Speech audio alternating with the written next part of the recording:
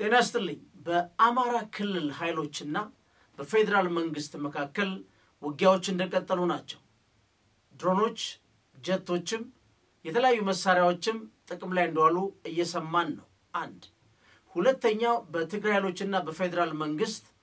መካከል ያለው ውጥረት አይሏል ማለት እንችላለን ሶስተኛው በፌደራል መንግስትና በኤርትራ መንግስት መካከል ደግሞ የምናየው ነገር ግልጽ የሆነ የሚዲያ ጦርነቱ ተከፍቷል እነዚህ ሁሉ ነገሮች ምንድናቸው ለምን ወደዚህስ ገባን በርግጥ እነዚህ ነገሮች በላኪና ተላላኪ ብቻ ሚዲያውን አንቆ እንዲያዘው የሚገለጹ ናቸው ወይስ ምን አይነት እውነቶች አሉ ወይም ተጨባጭ መሬት ላይ ያለው ነገር ምንድነው የሚሉን አብረን ያለን በተጨማሪም ዜናዎች እናቀርባለን ፈንታሎች ነን አብራችሁን አምሹ ቻናላችን ላይክ ሰብስክራይብ ማድረጋችሁን አዘኑ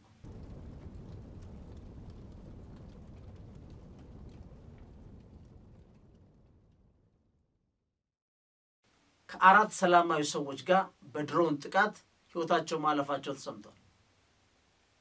ቢቢሲ ከአካባቢው ወይም ከስፍራው አገኘው ብሎ አናግሮ የዘገበው ዘገባ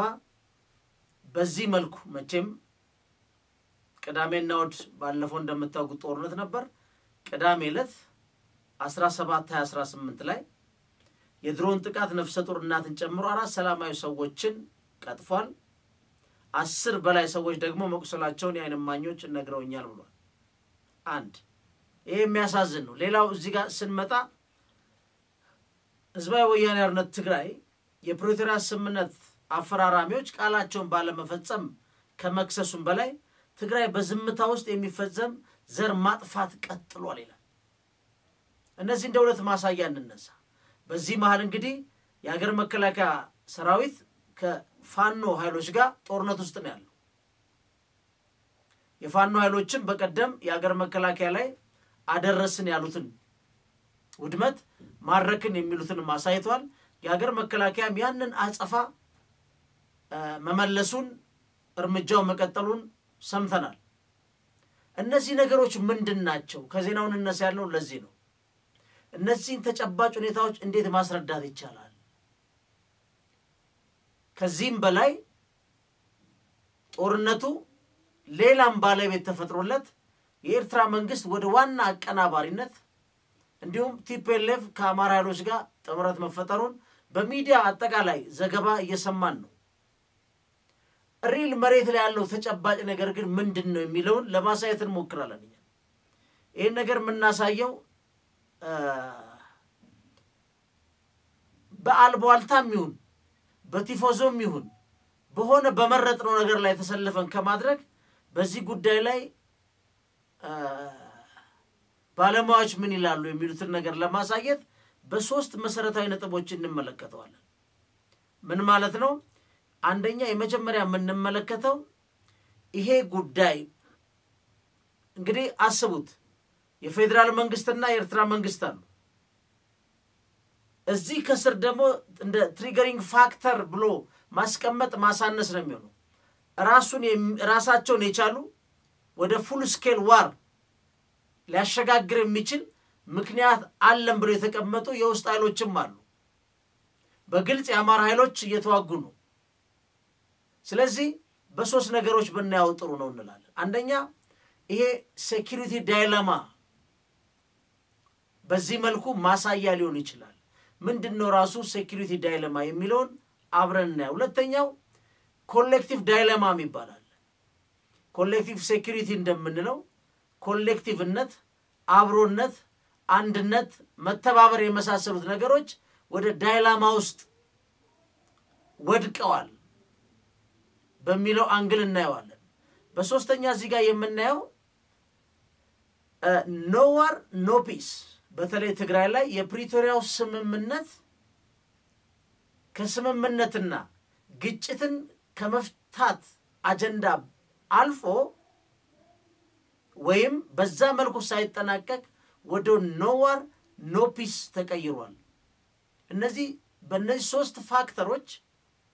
የኤርትራ መንግስትና የኢትዮጵያ መንግስት የትግራይሎችና የኢትዮጵያ መንግስት የአማራን ክልል ታጣቂውን ፋኖና የኢትዮጵያ መንግስት ያሉትን ሁኔታዎች ለማየት እንሞክራለን። ፕሮግራማችን በዚህ ያጠነጥናል። የመጀመሪያው ስለ ኮሌክቲቭ ሴኩሪቲ ላይ ስንመጣ መናገኘው የሴኩሪቲ ዳይለማን መጀመሪያ ላይ ስናገኘው ይሄ በደንብ የሚገልጸው የኤርትራ መንግስትና የኢትዮጵያ መንግስት በአሁን ሰዓት ግልጽ የሆነ የሴኩሪቲ ዳይለማ ውስጥ ናቸው ያለው። ሴኩሪቲ ዳይለማ ማለት አንድ ሀገር የራሱን የሀገር መከላከያ አቅሙን መገንባት በቀናነት ነው በጉድ ኢንቴንሽን እየገነባ ሊቀጥል ይችላል። ጎረቤት ሀገሩ ደግሞ ይሄ የሚገነባው የዲፌንስ ወይም የሀገር መከላከያ የሚገነባው ለኔ ስጋት ነው፣ ስለዚህ በሱ ተመጣጣኝ እኔ መታጠቅ አለብኝ ብሎ ይታጠቃል። አሁን ሴኩሪቲ ዳይለማው አንዱ ትልቁ ጥያቄ ነው። የአንዱ ሴኩሪቲውን ደህንነቱን ለመጨመር ለመጠበቅ በሚሄደው ሂደት ሌላው ስጋት ይሆናል። በትክክልም ስጋቱም ሳይሆን ወይም ለስጋት ሳይሰራ የአካል እንደ ስጋት ወስዶት የሴኩሪቲ ዳይለማ ውስጥ ይገባና አንድ ትጥቅ ይታጠቃል፣ ይደራጃል። ሁለተኛው ከባዱ ግን ሳይቀድመኝ ልቅደሞ ብሎ እርምጃም ሊወስድ ይችላል። አሁን ኢትዮጵያ ውስጥ ከፍተኛ የሆነ የጦር መሳሪያ ግዢ ሲፈጸም ነበር። አሁን ደግሞ የምናየው ከፍተኛ ወታደራዊ ማዕረጎችም እየተሰጠ ነው። በግልጽም አንድ ጀነራል ወጥተው ከዚህ በፊት ለፈጸሙትና ወደፊት ለሚጠብቃቸው ተልእኮ የተሰጣቸው ፕሮሞሽን ነው ብለዋል። በኤርትራ መንግስት ከፍተኛ የሆነ ወታደራዊ ዝግጅት፣ ከፍተኛ የሆነ ወታደራዊ ትጥቆች የመታጠቅ የመግዛት ጉዳዮች ተፈጥረዋል። ስለዚህ በሁለቱ መንግስታት መካከል ያለው የሴኩሪቲ ዳይለማው የሆነ ታይም ላይ ወደ ፉል ስኬል ዋር ሊቀየር ይችላል። ይሄ ቤትም ሀገር የተፈጠረ እዚህ ብቻ ስላለ የምንፈጥረው ጉዳይ። ለዚህ ቤስት ኤግዛምፕል ብንወስድ እንደ ሃልማርክ የሚታይ በትግራይ ኃይሎችና በፌደራል መንግስት ለሁለት ዓመት የተደረገው ጦርነት ዋናው መነሻ በፌደራል መንግስት ከፍተኛ ኃይል የትግራይን ክልል ከበባ ሲፈጽም በወቅቱ ብዙ መረጃዎች አሉ። ብዙ ጦሮች ወደዛ እየሄዱ ከበባ ሲያደርግ ትግራይ ውስጥ ያለው ኃይል ደግሞ ይሄ ከበባ እየመጣ ያለው ጉዳይ የኔን ሴኩሪቲ የህልውናውን የክልሉን አደጋ ውስጥ የሚጥል ነው የሚል በሁለቱ የተፈጠረ የሴኩሪቲ ዳይለማ ነው። አንዳንድ ቦታ የዚህን ሴኩሪቲ ዳይለማ በመፍራት የትግራይ ኃይሎች ቀድመው ጥቃት ሰንዝረዋል የሚል አንድ ሳይድ አለ። ሌላው ደግሞ ምንድነው የትግራይ ኃይሎች እዛ የሀገር መከላከያ ሰራዊት በአብዛኛው ተከማችቶ በመገኘቱ የሀገር መከላከያ ሰራዊት ከቦ ያን ኃይል ጥቅም ላይ በማድረግና ወደ መንግስት እንዳይመልሱት ከፍተኛ የሴኩሪቲ ዳይለማ ውስጥ ነበር። ስለዚህ በእነዚህ ሁለት ጉዳዮች የተነሳ ጦርነት ነው። ይሄ እዛ ላይ የተፈጠረ የሴኩሪቲ ዳይለማ ነው። ከሴኩሪቲ ዳይለማ በፊት በርካታ የፖለቲካ ኮዞች አሉ፣ ምክንያቶች ነበሩ። ስለዚህ ሴኩሪቲ ዳይለማ እዚህ ጋር በደንብ በይነ ነው የምንሄደው። ምንድነው ሴኩሪቲ ደህንነት? አንዱ የራሱን ደህንነት ሲያጠናክር በጎረቤት ሀገሩ አንድ ወይም አገር ውስጥ ባለው የእርስ በርስ ጦርነት የአንዱ ደህንነቱ ሴኩሪቲ ማጠናከር ሌላው አካል እንደ ስጋት በማየት አንድ ይታጠቃል፣ ይደራጃል። ከዛም አልፎ ሳይቀድመኝ ልቅደም የሚል ግጭቶች ያመጣሉ። ከዛ ወደ ፉል ስኬል ዋር ያደርሳል። ለምሳሌ በኢትዮጵያ መንግስት በኩልና በኤርትራ መንግስት በኩል ብናይ ሚዲያው ሙሉ ለሙሉ ጦርነት ውስጥ ነው ያለው። በኤርትራም ወግነው የሚሰሩትም በፌደራል መንግስት ወግነው የሚሰሩት አጠቃላይ ሚዲያዎቹን ስናይ ግልጽ የሆነ ጦርነት ውስጥ ነው ያለው። ይህ ሚዲያ ላይ ያለው ጦርነት ወደ መሬት ሊወርድበት ከሚችልበት አንዱ ምንድነው የዚህ የሴኩሪቲ ዳይለማ ነው። እና ሴኩሪቲ ዳይለማ በጣም ከባድ አደገኛ ብዙ ሀገሮችን ዋጋ ያስከፍላል። ግን አንድ ሀገር ከጎረቤት ሀገሩ ጋር የሴኩሪቲ ዳይለማ ውስጥ የማይገባ ዋናው ትረስት ነው ባገሩም በአንድ ሀገር ውስጥም ባገር ጉዳይ ውስጥም የሴኩሪቲ ዳይለማ መቅረፊያው እምነት ነው መተማመን ነው እንግዲህ እምነት በምን ይገነባል በብዙ ነገሮች በድርድሮች በተለያዩ ስምምነቶች በጠንካራ ተቋማት የሆነ ግለሰብ ይሁን የሆነ ግሩፕ አንድ ነገር ገፍቶ ብቻ ጦርነቱ ሊከታት በማይችል በተደራጀ እንቢ በሚሉ ተቋማት ለምሳሌ እንደና አሜሪካ አይነት እንደ ፔንታገን ብትወስዷቸው የሴክሬታሪ ወይ ውጭ ጉዳይ ሚኒስትሩን ብትወስዱት ራሱ የፕሬዚደንሻል ኦፊሱን ብትወስዱት ራሳቸውን የቻሉ ጠንካራ ተቋማት አንዱን ቼክ ኤንድ ባላንስ የሚሰሩ ናቸው ለምሳሌ ዶናልድ ትራምፕ ታሪፍ ጥያለው ይላሉ ሊሆነ ስቴቶች ጋር ሴት ውድቅ ያደርጋሉ ለምሳሌ ምን ይላሉ በአሜሪካ ውስጥ በመወለድ ዜግነት አይገኝም ብለው ነበር አንቀበልም ብለዋቸዋል ብዙ ነገር ያወጣሉ ግን ተቋሞቹ ምንድነው ቼክ ኤንድ ባላንስ ስላለ ፕሬዝዳንቱ ከስልጣናቸው በላይ ሲሄዱ ይከለክላሉ ያ አገር ሲሰራ ነው ወይ አገር የሚባለው ማለት ነው በሌላ ቦታ እንደዚህ አይነት ነገር ስለሌለ በጣም አጣብቂኝና አደገኛ ነገር ስለዚህ ይሄን ከዚህ እናየዋለን ሴኩሪቲ ዳይለማ በአገር ውስጥ አለ ወይ አሁን ለምሳሌ በአማራ ኃይሎችና በፌደራል መንግስት ቆቦ አካባቢ የተነሳው ጦርነት የአገር መከላከያም እንደገለጸው የተወሰነ ሻለቃ ቡድን ላይ ፋኖ እርምጃ መውሰዱ እሱ ብቻ አይደለም ያዛቸውንም ሰራዊት በአደባባይ አቅርቦ አሳይቷል የተለያዩ ቃለ ምልሶችም ስንሰማ አይተናል የአገር መከላከያም አጸፋውን መልሷል አሁንም እየተዋጉ ነው በዚህ ውጊያ ውስጥ ንጹሃኖችም አልቀዋል ግን ጥያቄው ለምን እንደሚዋጉት ለምን አንዱን ቀድሞ የማጥቃት ሁኔታ ውስጥ ይመጣሉ የሚባሉት ነገሮች ምንድነው አሁንም ለዚህ ነው ሴኩሪቲ ዳይለማ የምንለው ዋናው ቁልፉ ጥያቄ አለመተማመንና ግጭቶችን በሰለጠነ መንገድ ፈቶ ባለመሄድ ሁለት ተቀናቃኝ ኃይሎች በተለያየ ቦታ ሲቀመጡ አንዱ መቼ ጦርነት እንደሚወስን ወይ እንደሚያጠቃ ማረጋገጥ አይቻልም ምክንያቱም የሚደርስበት ስጋት እርግጠኛ ያለ መሆን በቦታው ላይ ያን ነገር ያስከትላል ማለት አሁን አማራ ክልል ድርድር የለም ከሴኩሪቲ ዳይለማ ከፍ ያለም ኦልሞስት ፉል ስኬል ዋር ነው ያለው ማለት እንችላለን ውጊያዎች አሉ ይሄን ግን ወደ ትግራይ ስንወስደው በፕሪቶሪያ ስምምነት የታሰረ በፌደራል መንግስትና በትግራይሎች መካከል በፈራሚ በቲፒኤልኤፍ መካከል መተማመን የሌለበት ግጭቶችንም ሙሉ ለሙሉ የተፈጠሩ ያልፈታ አለመፍታት ብቻ ሳይሆን የመፍታት ዋስትናም ያልሆነ ሰነድ ነው እዚህ ውስጥ አሁን ግልጽ የሆነ የሴኩሪቲ ዳይለማ አለ ግን ከሴኩሪቲ ዳይለማው ከፍ ብሎ ደግሞ ይሄደበት እርቀት አለ እሱንም እንመለከታለን ወደዛኛው ከመሄዳችን በፊት አሁን የዚህ የኮሌክቲቭ ዳይለማ የሚባለው ጉዳይ ነው ምክንያቱም እነዚህን ካላየን እነዚህ በትክክል ካላወቅናቸው ጦርነቶች በተነሱ ቁጥር ስም መስጠት ማውጣት እንትናኔ ላካቸው የእንትና ታዛዦች ናቸው በሚል ድምዳሜ የሚቋጭ አይደለም ግራውንዱ ላይ መሬት ላይ ያለው ስራ እስካልተሰራ ድረስ ይሄ ቀጥር የላኪና የተላላኪ ጉዳይ አይደለም ቅሬታ ባለባ ያላቸው ወገኖች የሚፈቱበት መንገድ ነው የሚወስነው አንዳንዴ የጦርነት መቋጫው መፍቻው መንገድ አዲስ ጦርነት የሚወልድበት ጉዳይ አለ ያ እንዳይሆን ከዛ በፊት ጥርጣሬን የገፋ መተማመንን የሚያስቀድም ስምምነት ይፈልጋል ለምሳሌ እዚህ ጋር ስንመጣ የኮሌክቲቭ ዳይለማ አለ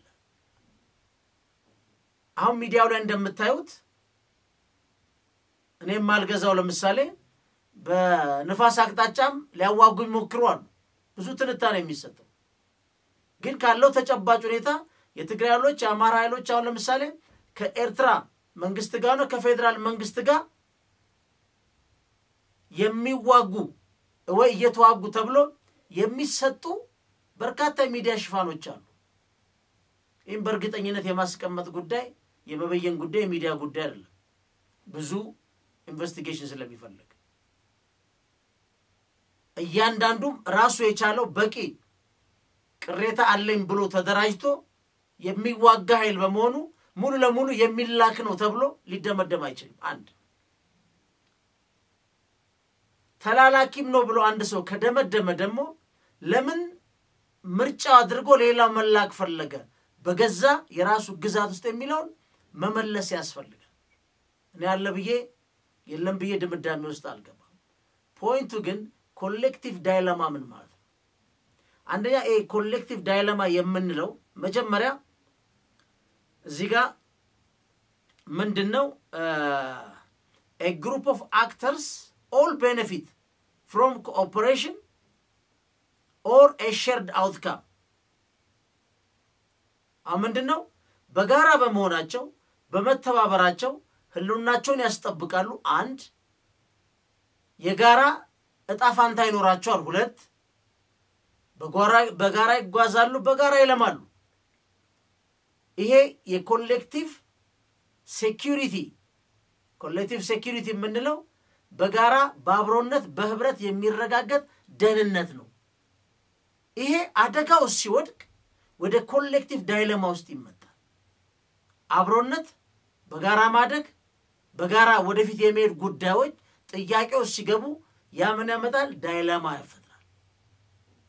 በሆነ ጉዳይ ላይ እርግጠኛ ሆኖ ያለ መወሰን እንደመዋለል ልንለው እንችላለን ስለዚህ ይሄን የሚገልጸው ማን ነው በትግራይ ኃይሎች አንድ በአማራ ክልል ኃይሎች ወይም ፋኖ እና በፌደራል መንግስት ላይ እንደ አንድ ሀገር ህብረት እንደ አንድ ሀገር አብሮ መቆም እንደ አንድ ሀገር መስራት መልማት ማደግ ይሄ ወደ ኮሌክቲቭ ዳይለማ ውስጥ ወድቋል ያለ መተማመን አንዱ አንዱን የመጠርጠር አንዱ አንዱን በዜሮ ድምር ፖለቲካ የማሸነፍ ላለመሸነፍ የሚደረግ ትግል ለማሸነፍ የሚደረግ ትግል በእነዚህ ሁሉ የኮሌክቲቭ ሴኩሪቲ አደጋ ውስጥ ወድቆ በህብረት አብሮነት የሚባለው አብሮ ማደግ እንደ አንድ ሀገር ማሰብ አደጋ ውስጥ ወድቋል ማለት በሶስቱ መካከል ያለው ይሄ ነው ስለዚህ ይሄን የሚያበረታ ይሄን የሚሰራ ይሄን የሚያሻሽል ነገር የግድ ያስፈልጋል ማለት ነው ስለዚህ ጦርነት ሲነሳ ብቻ ብድግ ብሎ መበየን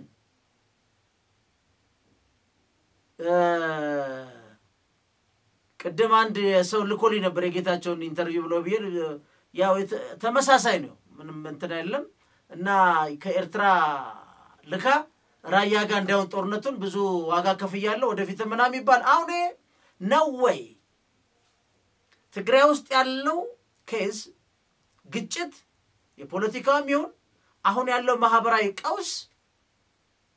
በኤርትራ ተላላኪነት የመጣ ነው ወይ የሚል መደምደሚያ ማሳያ በተጨባጭ ኮንክሪት ለማምጣት በጣም ከባድ ነው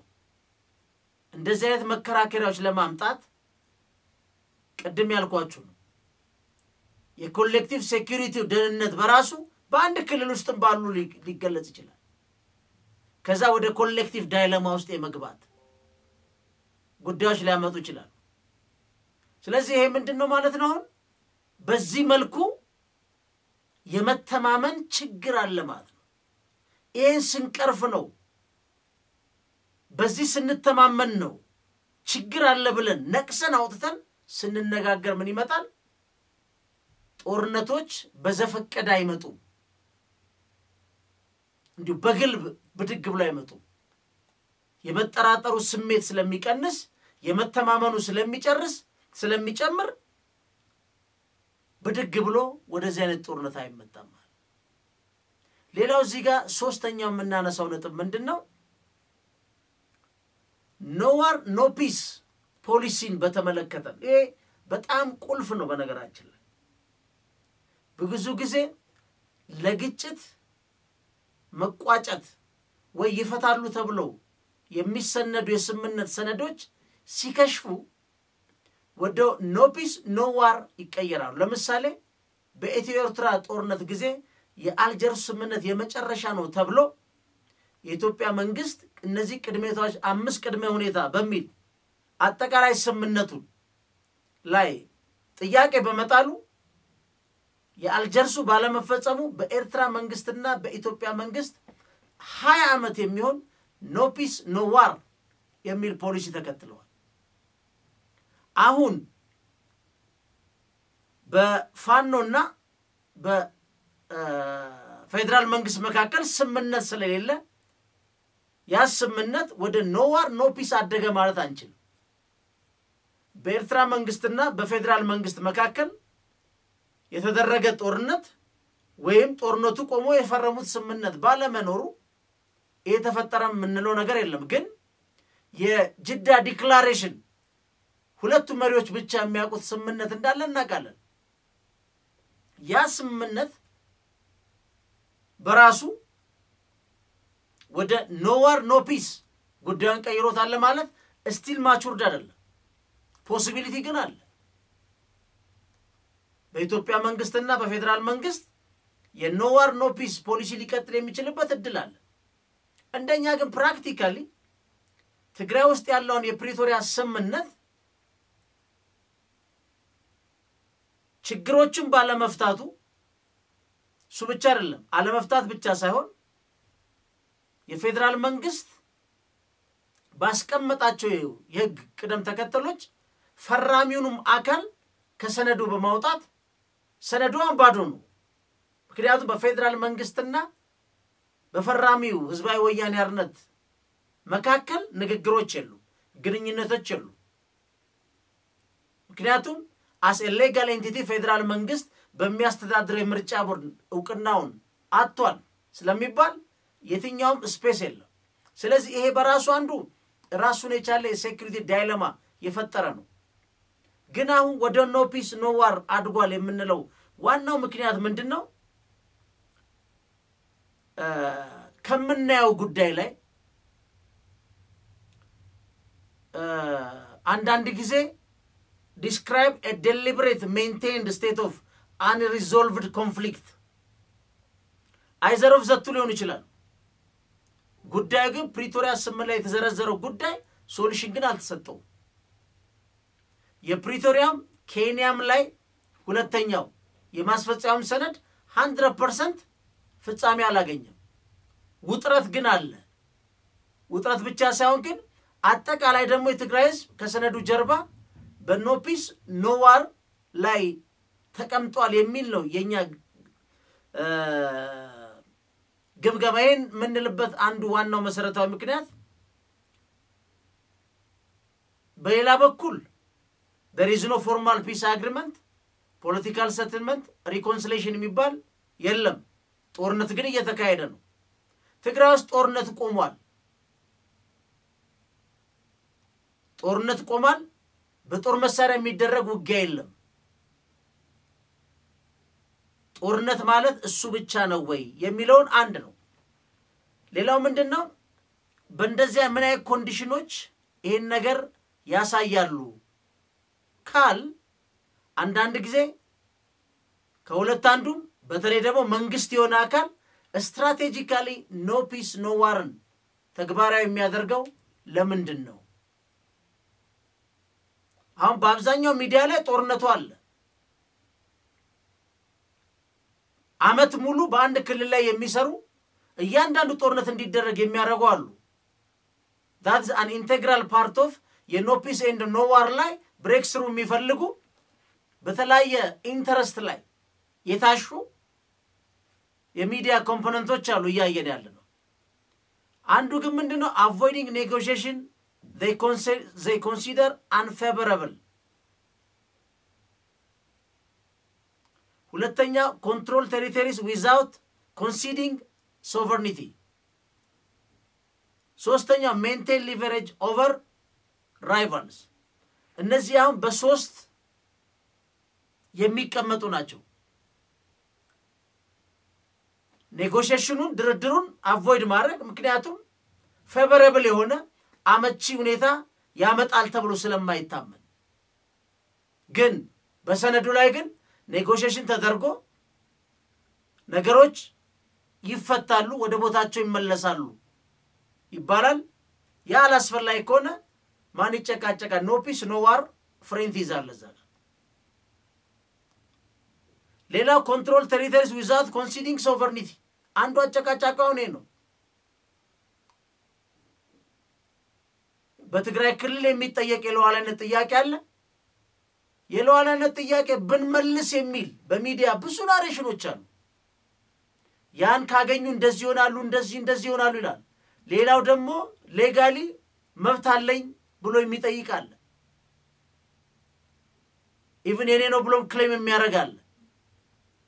ግን ፕሮሲጀራሊ ደግሞ እሱ ወደ ነበረበት ቦታ ተመልሶ በፌደሬሽን ምክር ቤት ነው ማለቅ ያለበት ስትለው ብልጥ ልጅ የበላውን ይዞ ነው የሚያለቅሰው የሚሉ ደግሞ ሙራኖች አሉ መልቀቅ የለም ይዞ ነው መጨፋጨፍ የሚለው ግን እዛ ስምነቱ ላይ ግን ምን ይላል እነዚህ ነገሮች በህገ መንግስቱ ነው ይፈታል ካልክ በህገ መንግስት ሲፈታ ወደ ቦታው ተመልሶናል እነዚህ ተክላላ ምንድናቸው እንዳሉ የሚቀጥሉ በኖፒስ ኖ ዋር አለመነካካት ግን በዚህ መልኩ አንዱ ሳይድ ሙሉ ለሙሉ አድርቀው የሚጨርሱ ይሆናሉ በረጅም ጊዜ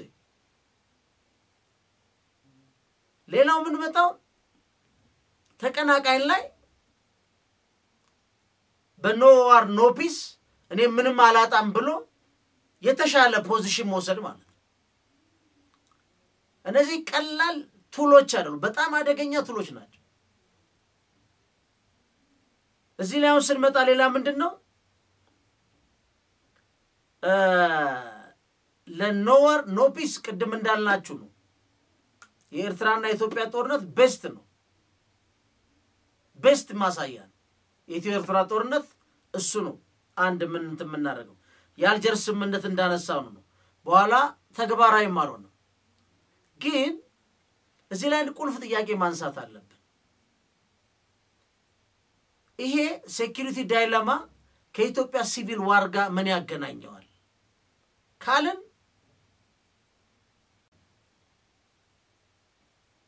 ምንድነው የኢትዮጵያ ሲቪል ዋር ምን ያገናኘዋል ካልን ማለት ነው እንዳላ ቲፒኤልኤፍ እና ፌደራል መንግስት ላይ ያየነውን አይተናል በቲፒኤልኤፍ ፕሪ ኤምፒቲቭ የሆነ ሜጀር ተወስዷል የሚባል ጉዳዮች አሉ በፌደራል መንግስት ይሄን ሪቨርስ ለማድረግ ፉል ስኬል ሚሊተሪ ካምፕ ዘመቻ አካሂዷል እነዚህ ዋናዎቹ ናቸው ግን የሁለቱን አይተው ደንበኛ ሃልማርክ ነው ወይም የሴኩሪቲ ዳይለማ ተብሎ ከሚጠቀሱት አንዱ ይሄ ነው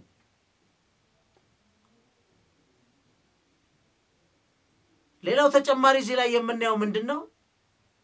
ለምሳሌ what might a government maintain no war no peace scenario instead of resolving the conflict ይሄ ቁልፍ ነጥብ ነው የሚደራደር መንግስት no war no peace እንደ አንድ ስትራቴጂክ ቱል ወስዶ ጉዳዩን ላለማፍታት ለምን ይጠቀምበታል የሚለውን እዚህ ጋር ማየት በደንብ ጥሩ ነው አንደኛ በጣም ማራዘም ማለት ነው አንዱ ምንድነው avoid political compromise ምንድነው ፖለቲካን ኮምፕሮማይዝ ከማድረግ avoid ለማድረግ ነው no peace no war ምንም ኮምፕሮማይዝ አለ እዛው በተንጠልጥሎ ይቀራል ማለት ሌላው ምንድነው ፍራግመንት ወይም ተቀናቃኙ ከመንግስት ጋር የሚደራደረው በረጅም ጊዜ ሊበታት ነው ይችላል no war no peace frustration ስለሚፈጥር ሜጀር የሆነ ኮንሴሽን ላይ ሳይደረስ ሊበታት ነው ይችላል ትግራይ ውስጥ እንደተፈጠረው ለምሳሌ አንዱ ፍረስትሬሽኑ ሶሉሽን የለውም no war no peace በተለይ ከብዙ መልኩ ማለት ሲፈለክ ላይ ዘጋል ምዕራብ ትግራይ ያበቃለት ነው እዛ መመለስ የለም ይባላል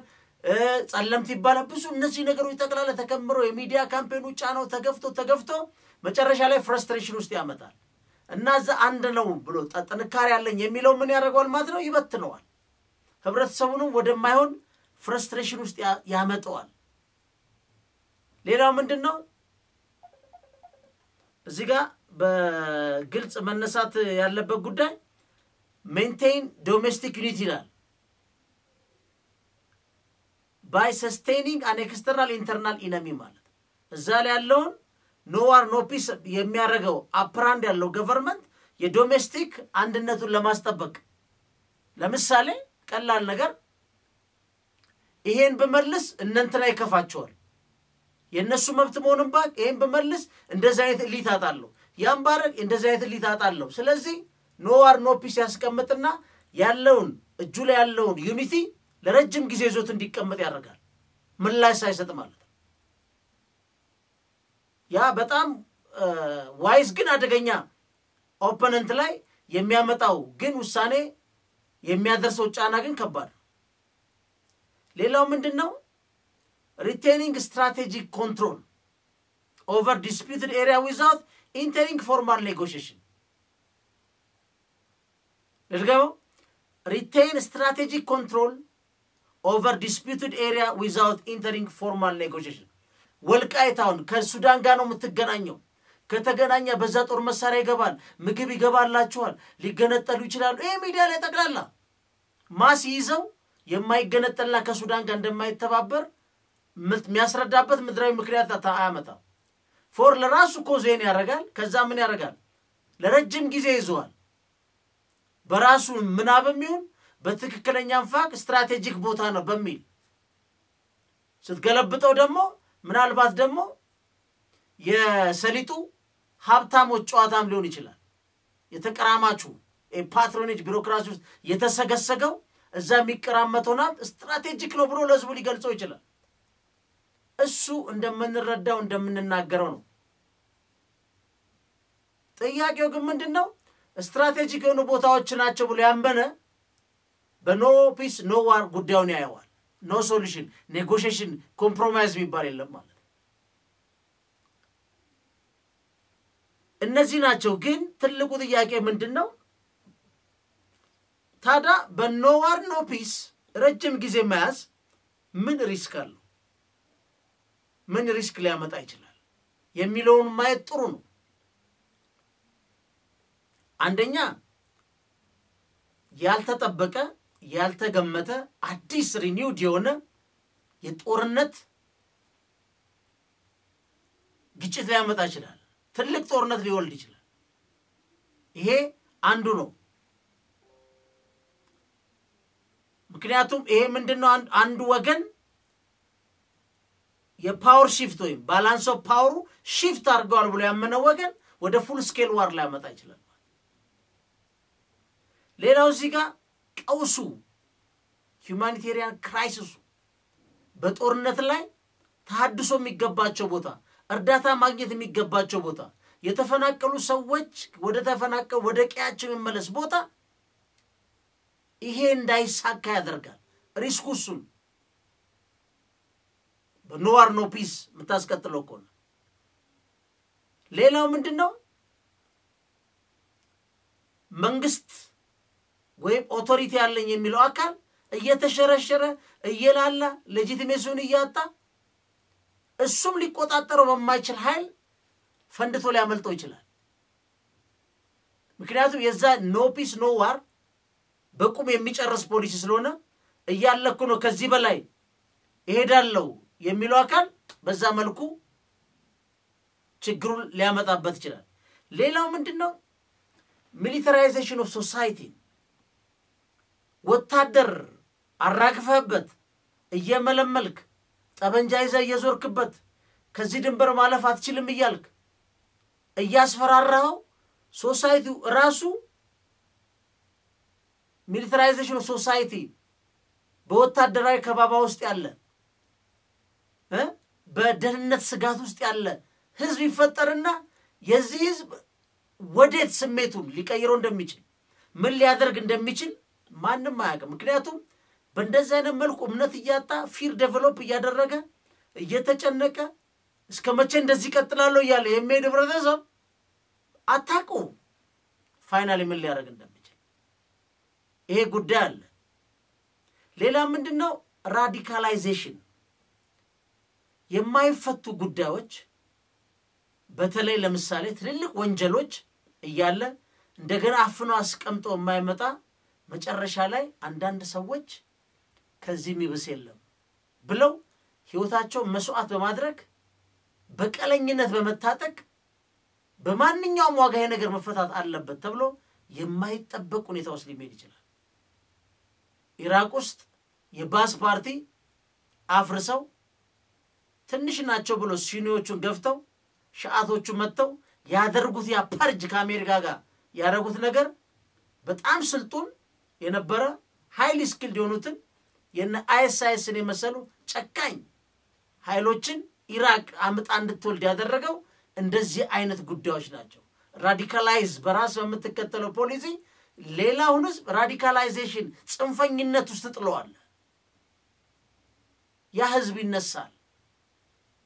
ከዚህ በላይ ይበቃል ይላል። ባያሸንፍም በሁለቱም የሚያገኘው ውጤት ከሚኖረው የተሻለ ነው ብሎ አስልቶ ስለሚመጣ 100% በሚችለው ዋጋ ነው የሚሄደው። ይሄ ብዙ ቦታ የታየ ነው። ሌላው ምንድነው ኒው አርምድ ግሩፕ ሊፈጥር ይችላል። እደራደራለሁ ብሎ የተቀመጠው ኃይል እየተኛ ለረጀ ኖ ፒስ ኖ ዋር ላይ ምንም ሶሉሽን በየለ ጊዜ አንድ እሱ ወክሎኛል የሚለው አንድ ሌየር አለው። ከሱ ውጪ ደግሞ ሌላ የሚደራደረው ሌየር አለው። ስለዚህ ሁለቱንም እነዚህ ሌየር ሺልድ ያደረጉትን ወይ እሱን ዘአፍነው በኖ ፒስ ዋር ላይ ጣሉትን ኖ ብሎ ውስጥ ባለው የሚያምጻል ውጭ ባለው የሚያምጻል እና አዲስ የጦርነት እንቅስቃሴ ያለው ኃይል ሊወልድ ይችላል ማለት አንዱ ከባዱ ሪስክ ነው። ሌላው ምንድነው አካባቢን ይበክላል። ሪጂናል ዲስታቢላይዜሽን ያመጣል።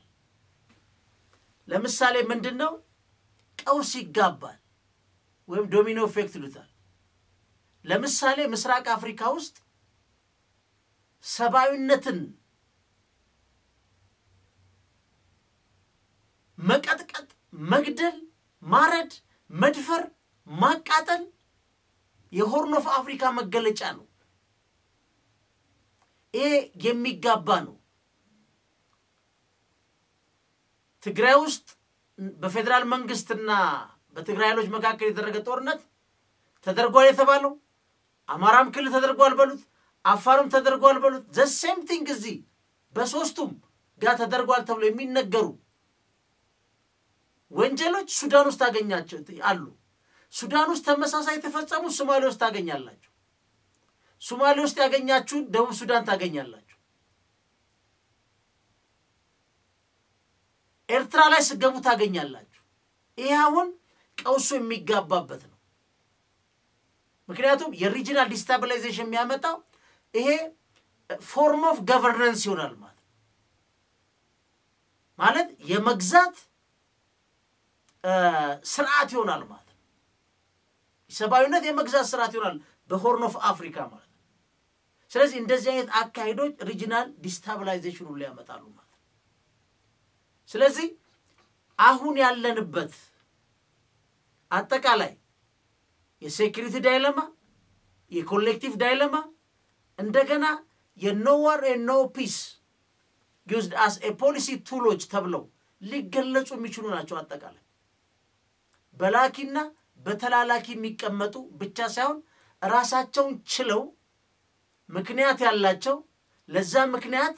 ጠበንጃም አንስተናል ብሎ የሚያምኑ ኃይሎች አሉ። በተደጋጋሚ እንናገራለን። በእንደዚህ አይነት ቀውስ ውስጥ የሚፈጠረው የኃይል አሰላለፍ መሬት ላይ ባለው የሚወሰን ነው እንጂ የላኪና የተላላኪ ድራማ ጉዳይ አይደለም። ለምሳሌ በትግራይ ክልል የፌደራል መንግስትና የኤርትራ ኃይል ሲገቡ የላኪና የተላላኪ ነው ወይ እንደዛ ኢንተርፕሪቴሽን ነበር ወይ ሚዲያው ላይ ሁለት መንግስታት በአንድ ሀገር የውስጥ ፖለቲካ ቀውስ ለዛው ልዩነት አለኝ ብሎ ባለ አንድ ፖለቲካ ኃይል ላይ ሲዘም የእንደዚህ አይነት ኢንተርፕሪቴሽን አለው ወይ አማራ ክልል ያለው ኮዝ የተፈጠረው የሥራ ጥቃት አለብኝ የሚለው ኃይል በራሱ ችግር አለበት ይሄን ችግር መፍታት አለብኝ ብሎ የተነሳ ኃይል ነው ወይስ የተላካ ኃይል ነው ትግራይስ የሚጠየቀው ኃይል የተላላኪ ነው ወይስ የራሱ ጥያቄ አለው መሪ ፓርቲው ምን የትግራይ ህዝብ ይሄን መጀመሪያ ማጥራት ነው ፌደራል መንግስት ከነሱ ጋር ሲዋጋ ፌደራል መንግስት ኮዞች ምንድናቸው ይሄንን በደም ማጥራት ነው በኤርትራ መንግስትና በፌደራል መንግስት መካከል ያሉ ኮዞች ምንድናቸው በራሳቸው ኮዞ ነው የሚያዋጉ አይደሉም ኢትዮጵያ ውስጥ ያሉት ትሪገሪንግ ፋክተር ናቸው ወይስ በራሳቸው ችግር የደረሰባቸው ችግር አለብን ሊመለስልን ይገባል ብለው የቆሙ ኃይሎች ናቸው እነዚህ ጄኒዩንሊ በጋራ ሼርድ በሆነ በታረቀ ራይ ሰብስበን አርቀን መፍታት አንድ አገር ውስጥ ያለው አጠቃላይ ችግር ለኮሌክቲቭ ሴኩሪቲያችን ደህንነት